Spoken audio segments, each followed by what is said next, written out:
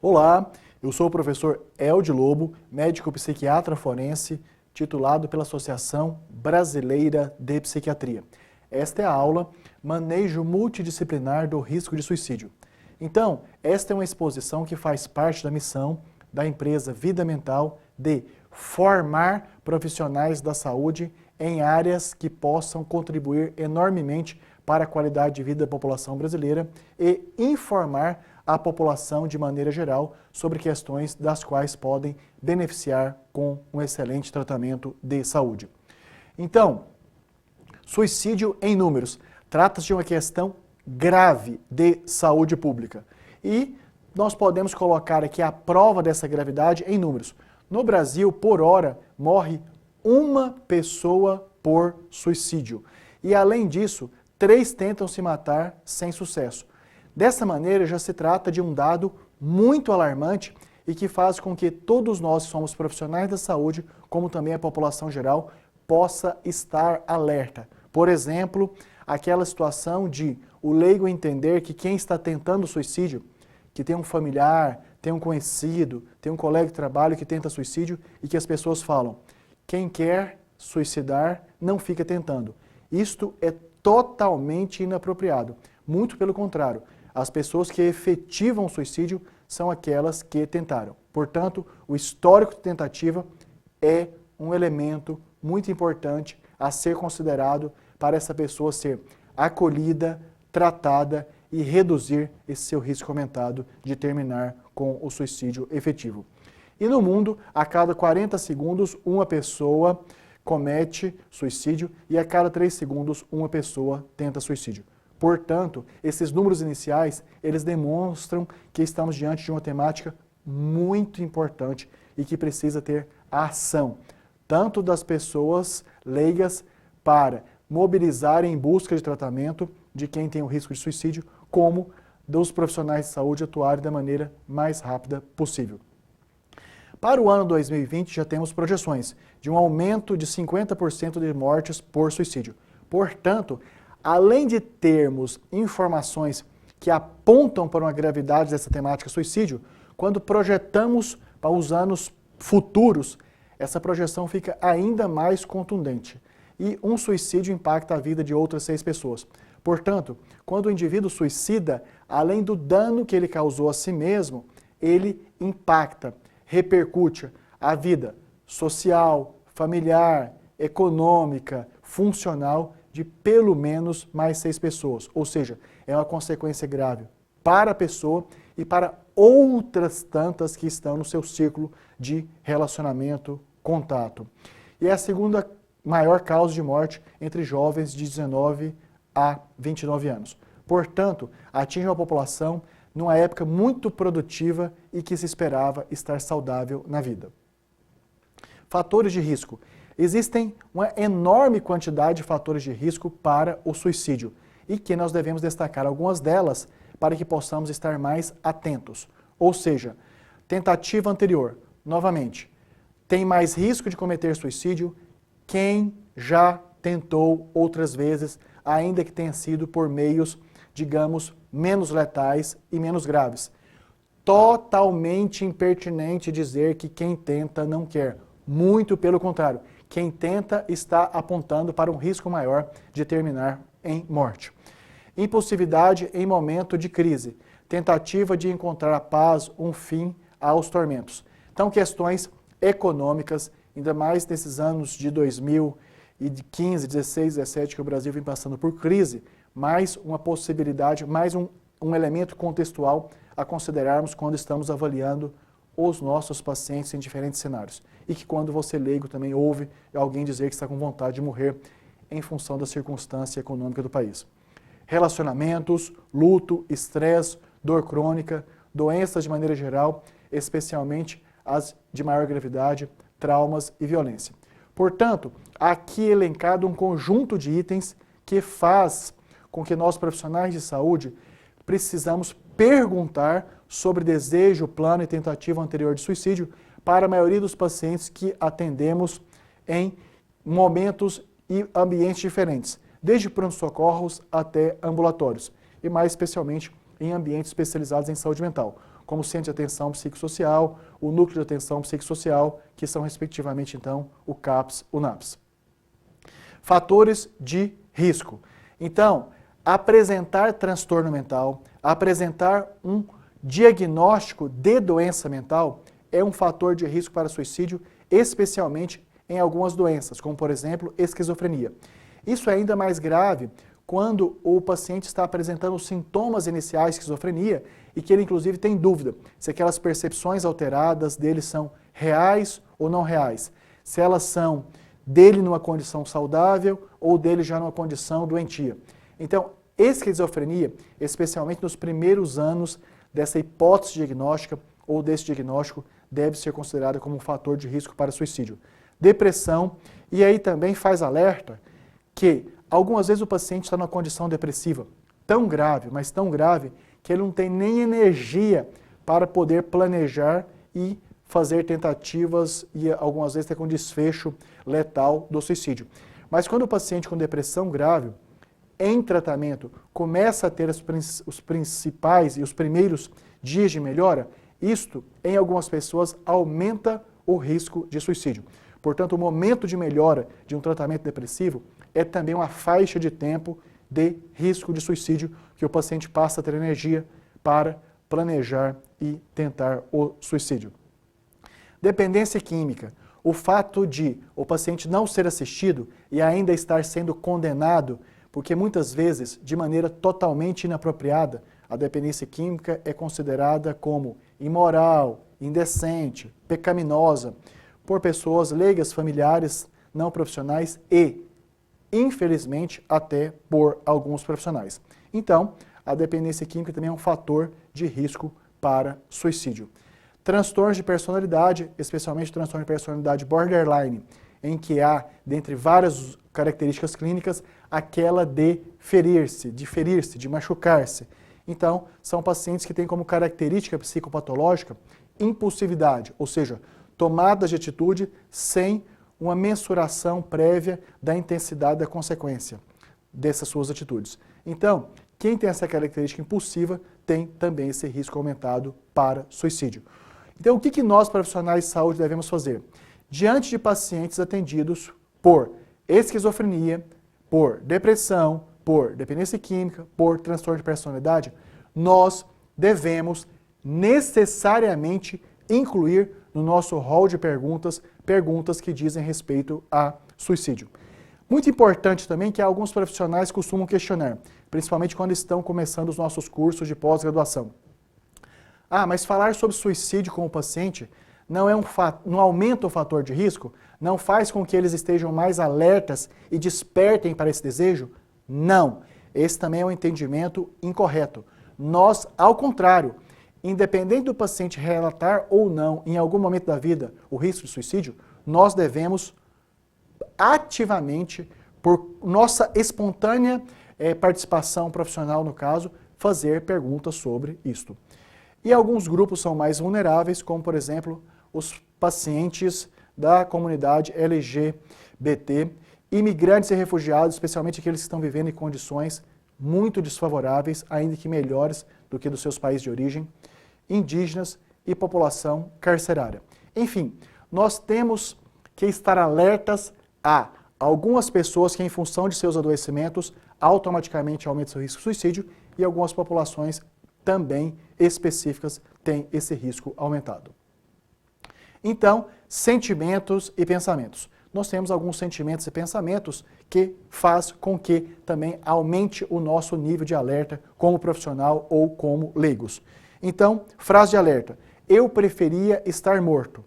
Nunca considerem esta afirmação como frescura. Mas a partir de ouvir uma frase dessa, pergunte: ah, mas já pensou em suicídio? Já tentou alguma vez?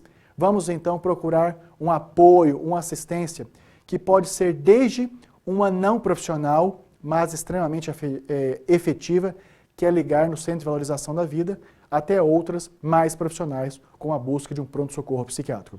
Frase do tipo: eu não posso fazer nada, ou seja, tenho desejo de morte, não posso fazer nada, ou eu não posso fazer nada porque estou doente, porque estou incapaz, porque estou aposentado precocemente.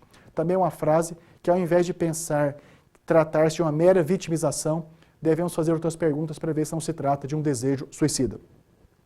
Eu sou um perdedor e um peso para os outros. Essa é uma frase também que tem uma característica semântica, que tem uma demonstração, um apontamento para pouca motivação para a vida, de onde também permanece a mesma instrução das outras. Apoie essa pessoa, desde dizer, ir com ela ao telefone, ligar no CVV, até levá-la a um pronto-socorro psiquiátrico ou clínico, se não tem na região psiquiátrica. Os outros vão ser mais felizes sem mim. Eu acho essa frase muito importante. Inclusive, já li em algumas cartas de suicídio, de pacientes que suicidaram. Sentimentos. Então, os 4 Ds. Vamos pensar fortemente em valorizar esses 4 Ds apontadores de risco de suicídio. Depressão, desesperança, desamparo e desespero. Inclusive aí com a referência bibliográfica desta citação. Sinais de ideação suicida. A ideação suicida, então, ela pode ser sinalizada de diferentes formas, e algumas delas são mais notórias. Por exemplo, inabilidade social relevante. Pacientes que têm dificuldade já constitucional, ou seja, que permanentemente, desde que começaram a ir para a escola, a ter os primeiros grupos sociais, tiveram dificuldade de relacionamento. Isso é um apontamento do risco de suicídio, como também de pessoas que, em função de depressão, passaram a ficar mais isoladas, que, em função de dependência química, ficaram mais isoladas. Também isso aponta para um risco aumentado de suicídio. Mudanças do humor e comportamento. Já falamos anteriormente que pessoas com quadros depressivos, acrescento, pessoas também com quadro de transtorno afetivo bipolar, especialmente nas fases de mania, tanto irritada como eufórica, podem ter esse risco aumentado. Manifestação súbita do desejo de organizar documentos, testamento, terminar fazeres, pessoas, escrever e-mails e cartas com orientações despedidas devem ser valorizadas. Enfim, vários pacientes, antes de efetivar o suicídio, mandaram e-mail, mandaram cartas, mostraram para amigos que acharam tratar-se de algo irrelevante. Valorizem esses sinais, valorizem esses apontamentos. Deles podemos prevenir muitos casos de morte. E falam sobre o desejo de morrer, pedido de ajuda. Quando o paciente, a pessoa, o amigo, o parente, o conhecido, o colega de trabalho, o desconhecido, pessoa que participa do mesmo grupo social, pede ajuda, por favor, o faça como leigo da maneira mais rápida possível ou como profissional mais rápida ainda. Métodos utilizados. Então, nós temos, especialmente na população brasileira, alguns métodos que são mais frequentes, que repetem, especialmente ingestão de pesticidas, uso de arma de fogo, especialmente homens, e enforcamento. Prevenção do suicídio. Então, a maioria das vezes é possível prevenir. Ouço tanto de pacientes, de parentes de pacientes, como também de profissionais de saúde, infelizmente, algumas vezes, que teve o suicídio do familiar, do paciente, mas que não era possível prevenir.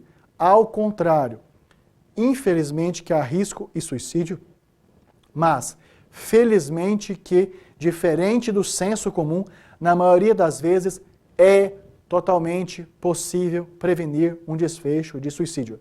E a informação é o melhor caminho e a população precisa saber o que fazer. De onde nós estamos fazendo a nossa parte social de trazer essas informações a público. Postura da equipe. Então, uma equipe de saúde mental ou saúde clínica ou especializada em outra área que não seja psiquiatria e saúde mental. Então, postura da equipe deve ser sempre proporcionar um ambiente calmo e acolhedor.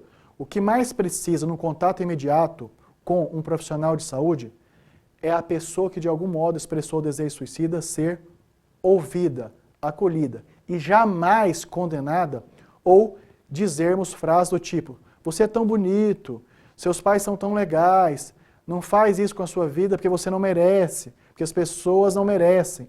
Ou seja, o momento inicial do contato profissional deve ser de acolhimento sem absolutamente nenhum julgamento e sem nenhuma procura de um processo de chantagem emocional.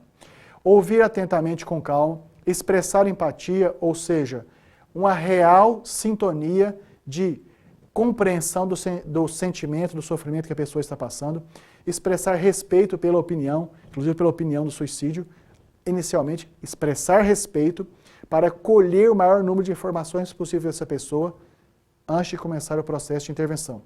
Conversar honestamente, ou seja, que vai ter apoio, que precisa ser tratado, que vai chamar familiares, demonstrar preocupação, cuidado e afeto e focar nos sentimentos do paciente, sejam eles mais empobrecedores como depressivos ou mais floridos como uma mania muito irritada.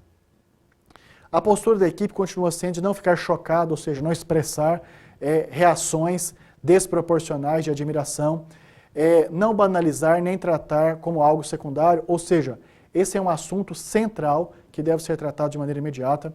Não dizer que tudo vai ficar bem, ou seja, não emitir promessas que não possam ser cumpridas, não julgar e moralizar. Moralizar a temática é uma das coisas mais danosas, impertinentes, inadequadas, condenáveis e jamais recomendadas de serem usadas. Não dar falsas garantias nem jurar segredo, ou seja, inclusive, risco de suicídio é uma das condições que, embora controversa, defende-se de revelar para familiares ou outras pessoas do indivíduo. Ou seja, uma possibilidade de quebrar o segredo profissional. Esclarecimentos. Falar sobre suicídio não aumenta o risco. Novamente, já foi citado nessa nossa exposição aqui mais de uma vez. Precisa falar sobre suicídio com pessoas que pertencem a esse grupo de risco por doença ou por outras características epidemiológicas. E nós, profissionais de saúde, somos responsáveis pela prevenção de uma maior quantidade de pessoas com risco de suicídio. E, comumente, a pessoa avisa sobre o suicídio.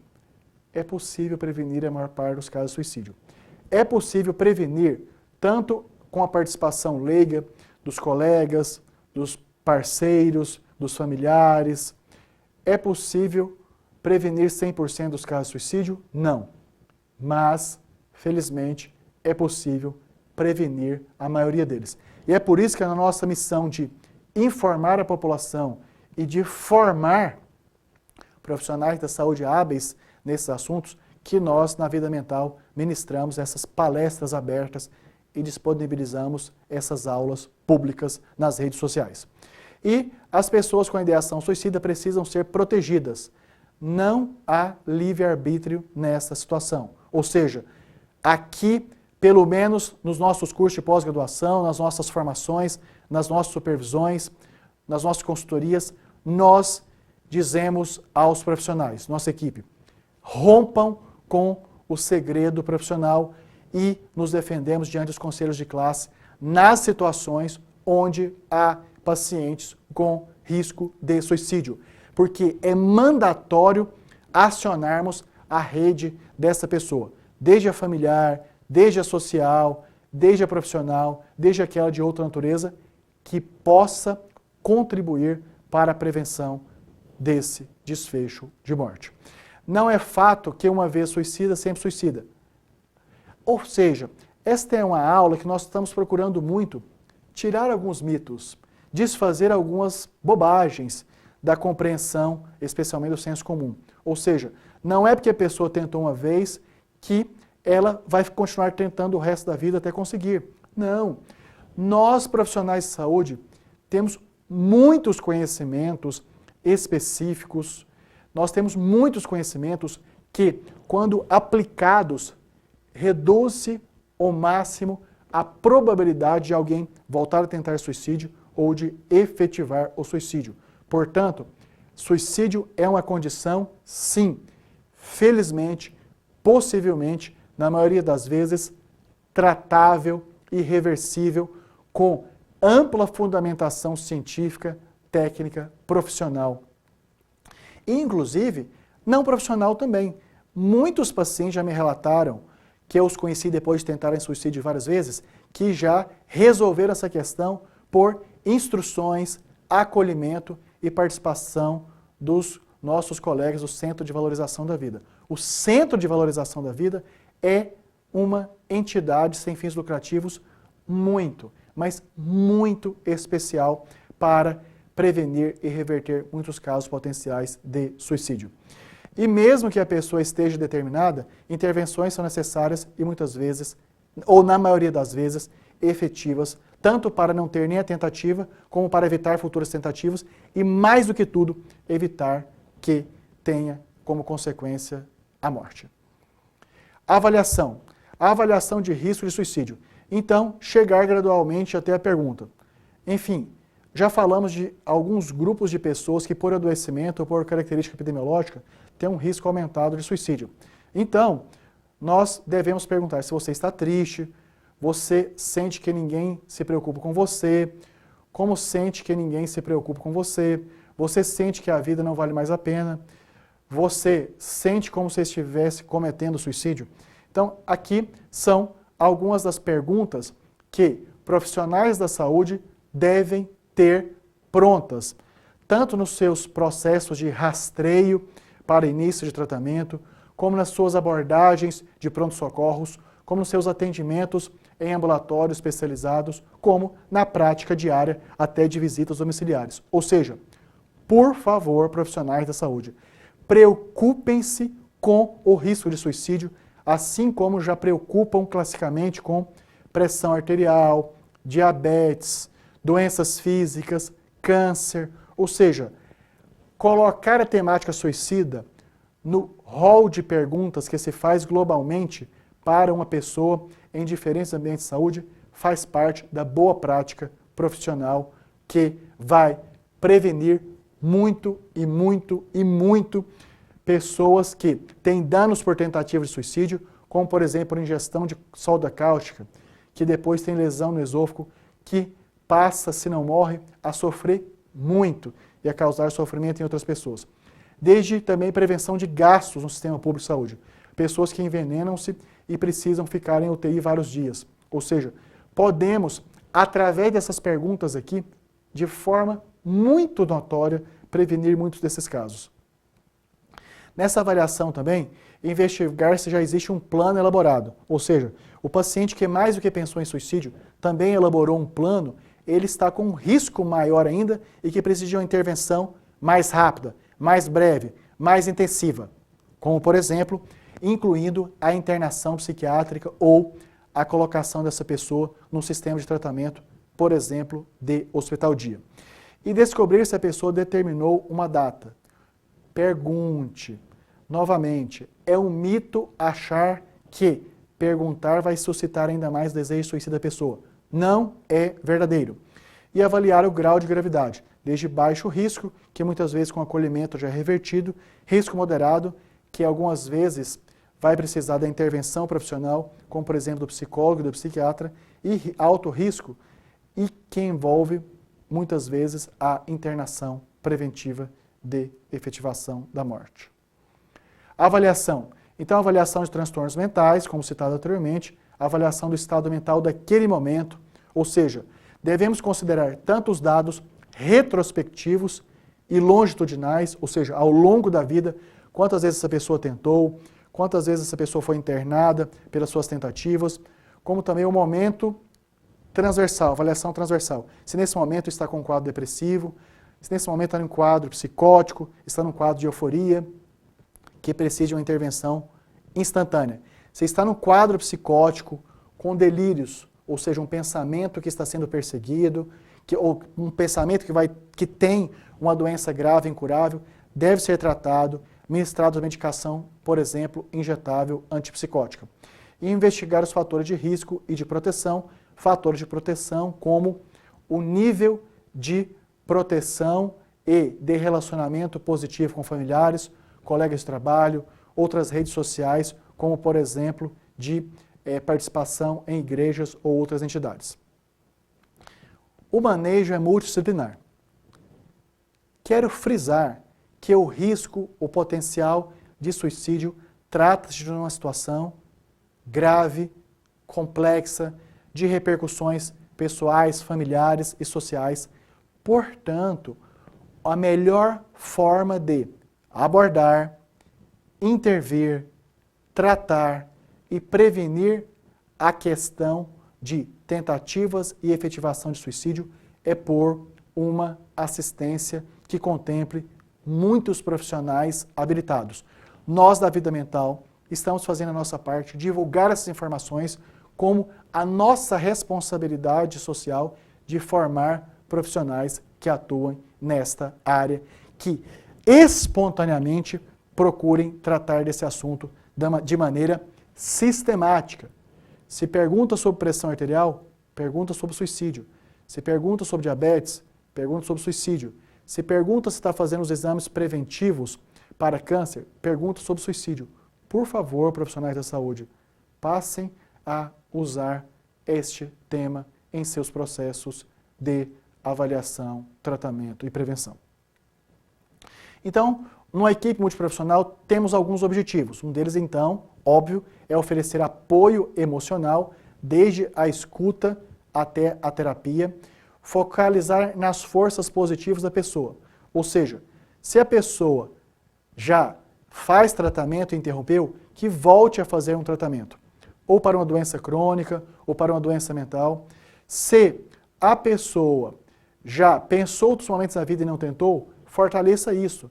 Se a pessoa conta com familiares que não o julgam, ou mesmo que o julgam, mas que possam estar disponíveis a mudar a opinião e a acolhê-lo em casa, se mora sozinho, se tem um irmão, pai, mãe, que pode ficar com ele um tempo em casa, isso deve ser valorizado, usado, aplicado imediatamente. Trabalhar a ambivalência e oferecer alternativas ao suicídio. Ou seja, é comum o paciente com risco de suicídio estar ambivalente. Quero, mas não quero. Já tentei, vou tentar de maneira mais grave. Nunca tentei, mas vou tentar agora. Perguntem, façam perguntas do tipo, pergunte na positiva, já tentou ou nunca tentou? Façam perguntas de maneiras mais variadas possíveis, especialmente nas primeiras avaliações, porque algumas vezes o paciente minimiza, minimiza por processos psíquicos de negação ou minimiza porque realmente não quer a intervenção, está mais focado na efetivação. Fazer um contrato de ele não cometer o suicídio sem falar com a equipe antes em determinado período. Gosto muito dessa abordagem. Quando o paciente já está em tratamento, no CAPS, no NAPS, no ambulatório especializado, é muito importante ter esse contrato verbal e registrado no prontuário que o indivíduo não vai tentar sem antes falar com o profissional da equipe. Porque isto já fortalece o vínculo com o médico, com o psicólogo, com o assistente social, com o enfermeiro, com o terapeuta educacional, com o educador físico, com o nutricionista, com o orientador, com o agente comunitário de saúde, que também deve ser incluso nesses casos. Gosto muito, muito da participação do agente comunitário de saúde. Acho que o sistema de saúde brasileiro ficou muito mais rico, completo, abrangente, justo, ágil, com a inclusão dos agentes comunitários de saúde. E, nesse manejo multiprofissional, uma das participações também é elaborar projeto terapêutico individual, ou seja, para cada caso de pessoa com risco de suicídio, existe um histórico pessoal, dados familiares, informações sobre a rede de apoio, histórico pessoal de adoecimento, retrospectiva de tentativas anteriores, enfim, cada caso de paciente com relato, com possibilidade de suicídio deve ser tratado individualmente. Acionar a rede de apoio e fazer psicoeducação. Então, psicoeducação é uma tratativa importantíssima que deve ser aplicada por profissionais de saúde de diferentes formações e que, por exemplo, explicar que tentativa de suicídio por soda cáustica, além de não ser efetivo para a morte, causa um dano no tubo digestivo praticamente irreversível e que a pessoa passa a sofrer muito. Além de não falecer, passa a ter um adoecimento e uma piora da qualidade de vida enorme. A ponto, por exemplo, de ter que alimentar por sonda, alguma sonda até direta, para o tubo digestivo do abdômen. Enfim, informe. Nós, da vida mental, estamos cumprindo esse nosso papel social de informar. E nunca deixá-lo sozinho, sem supervisão, retirar meios de cometer suicídio. Então, chame a família. Se a pessoa pensou em suicídio por arma de fogo, tire as armas de fogo de casa. Se a pessoa pensou em suicídio por veneno, suma, descarte esse veneno na privada, no vaso sanitário, de descarga. Manejo multidisciplinar. Enfim, esse momento dessa nossa explanação é para valorizar que, apesar do suicídio ser uma questão muito complexa, um atendimento, uma intervenção multiprofissional, ela favorece muito de não ter consequência desastrosa. Então nós temos condições grave, leve e moderada, que dá para negociar com sinceridade, explicar, pedir autorização do paciente para todas as medidas ser tomadas. E nós temos já situações mais incisivas, contundentes, que inclusive coloca a responsabilidade fortemente sobre essa equipe multiprofissional em prevenir o desfecho mais favorável que a morte. Então, esgotado todas as tentativas de convencimento para internação voluntária, nós podemos, inclusive, solicitar à família ou até o médico, pela Lei 10.216, pode intervir para fazer uma internação contra a vontade do indivíduo. E, logicamente, para não constituir cárcere privado, isso deve ser comunicado ao Ministério Público em 72 horas. Então, nesse manejo multidisciplinar, nós temos uma das condições, uma das ações que devemos fazer, são os encaminhamentos. O encaminhamento deve ser realizado explicando a razão, se está indo. Se era numa unidade básica de saúde, sendo encaminhado, por exemplo, um CAPS, Centro de Atenção Psicossocial. Se é num centro de atenção psicossocial e é um caso mais grave, o encaminhamento para um hospital psiquiátrico ou para uma enfermaria de psiquiatria de um hospital geral. Marcar consulta no serviço para casos menos leves, ou seja, o assistente social de unidade básica de saúde já marca uma consulta no CAPS. Esclarecer que não o está abandonando, muito pelo contrário, o está assistindo. Solicitar contra-referência do atendimento, ou seja, depois desse paciente ser atendido, o enfermeiro ou o médico ligar lá para saber que intervenções foram feitas ou se quer retornar esse paciente para a unidade básica de saúde, por exemplo, e mantém o contato periódico. Isso pode ser feito de maneira telefônica por um profissional do serviço de saúde ou ser acompanhado por um agente comunitário de saúde que deve estar fazendo visitas periódicas para essa pessoa, ou seja, se ela está tomando medicamento regularmente, se o medicamento está tendo efeitos colaterais que precisam ser revistos pelo médico. Então, são formas que é uma situação complexa, mas totalmente passível de um bom encaminhamento, de uma boa intervenção e de um resultado favorável para não efetivar o suicídio. Psicoeducação é um método, um meio, uma alternativa, um dos modos de intervenção extremamente úteis. Desde o Centro de Valorização da Vida, pelo telefone 141 e o site www.cvv.org.br. Nós, profissionais de saúde, devemos ser infinitamente gratos às pessoas que são voluntárias no Centro de Valorização da Vida. Como eu já atendi pacientes, como eu já falei com familiares que reconhecem a importância do Centro de Valorização da Vida. E agendar consulta com médico psiquiatra. No SUS temos as unidades básicas de saúde, felizmente cada vez mais com profissionais habilitados para essas intervenções. O Centro de Atenção Psicossocial, os CAPS, serviço de urgência, pronto-socorros e pode ser necessária a internação. Quando a abordagem imediata é feita com sucesso, os casos de internação são apenas exceção. A psicoeducação para familiares e amigos.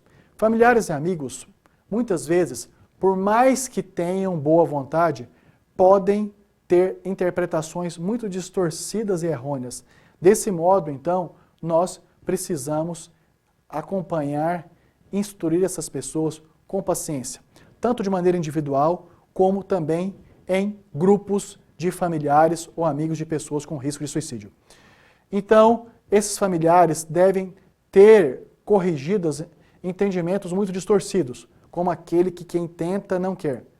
Muito pelo contrário, quem tenta tem mais risco do que quem nunca tentou para efetivar o suicídio.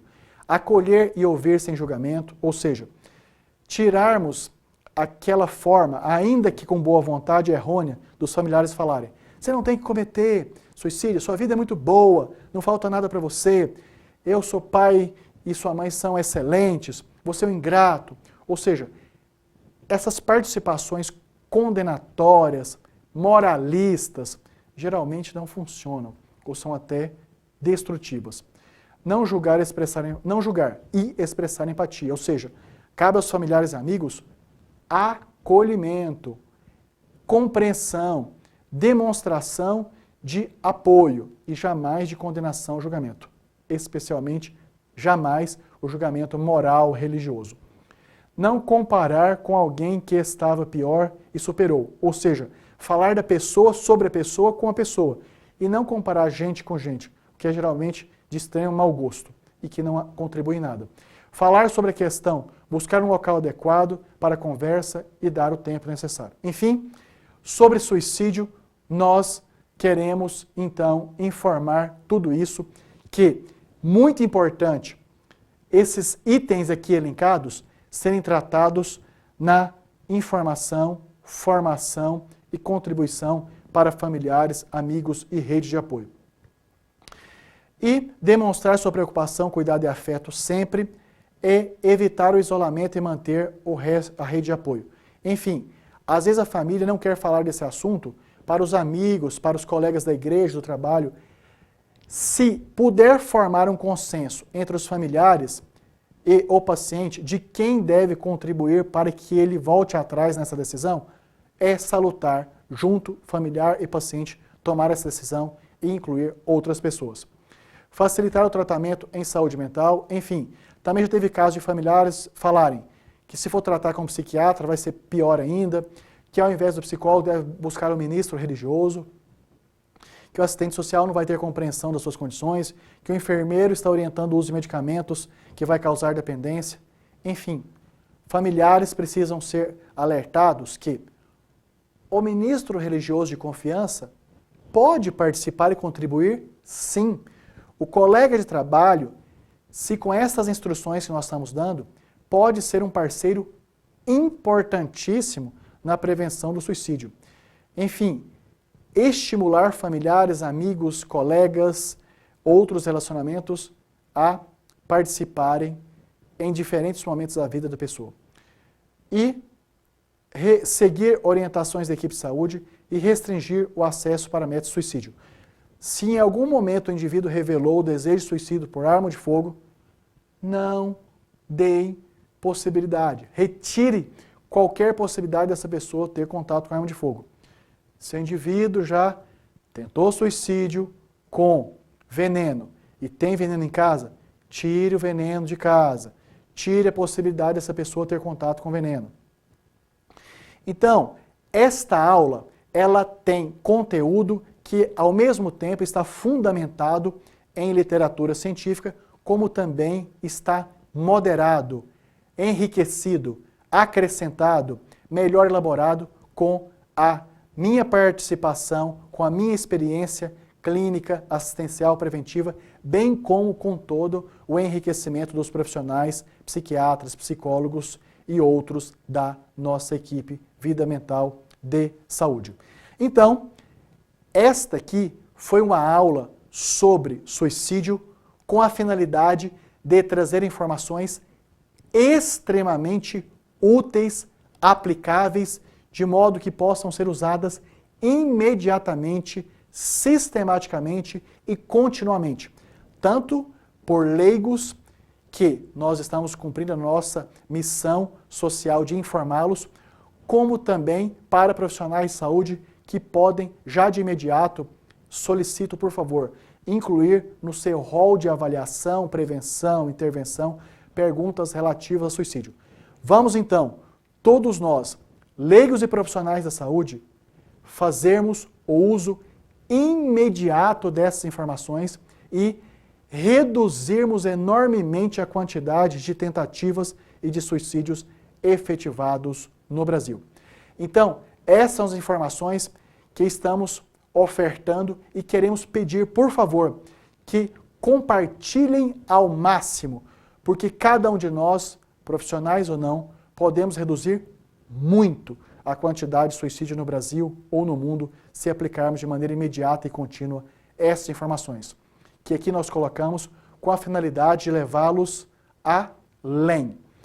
E, mais uma vez, fica disponível aqui os nossos contatos, então podem entrar em contato diretamente comigo, com a nossa equipe, diretamente comigo, pelo e-mail lobo@vidamental.com.br. Podem fazer contato conosco pelo telefone 11 41 40019 e podem fazer contato diretamente comigo, tanto por ligação como também por WhatsApp no 11 99622 8835. Mais uma vez então, vamos adiante, vamos além e o meu muito obrigado.